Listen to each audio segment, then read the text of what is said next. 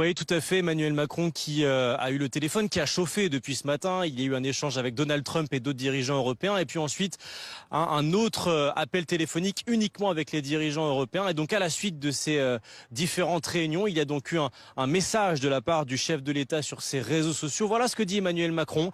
Il est indispensable de continuer à soutenir l'Ukraine et de faire pression sur la Russie tant que sa guerre d'agression se poursuit et qu'une paix solide et durable n'a pas été conclue. Voilà ce que dit le chef de l'État après les différents échanges qu'il a pu avoir. Il met aussi en garde le président avant la suite des négociations contre, je cite, la propension bien établie de la Russie à ne pas tenir ses propres engagements. Bref, ce qu'il faut retenir de ce message, c'est que la France va continuer à être du côté de l'Ukraine, à soutenir Volodymyr Zelensky. D'ailleurs, le président qui annonce dans son message qu'il y aura de prochaines réunions dans les prochains jours avec les soutiens de l'Ukraine. Il n'y a pas uniquement que cette communication personnelle du chef de l'État, il y a aussi eu un communiqué de presse de la part de l'ensemble des dirigeants européens avec Ursula von der Leyen de la Commission européenne qui l'a diffusé. Et il y a plusieurs éléments à retenir de ce communiqué de presse. Le premier élément à retenir, c'est que les Européens sont prêts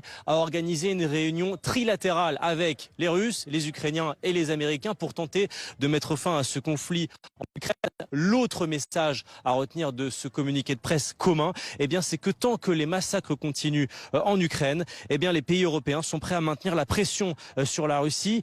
Ils pourraient continuer de renforcer des sanctions et des mesures économiques plus larges afin de faire pression sur l'économie de guerre russe jusqu'à l'instauration d'une paix juste et durable. Voilà donc les premières réactions que nous avons du côté des Européens suite à ce sommet qui a eu lieu en Alaska entre Vladimir Poutine et Donald Trump.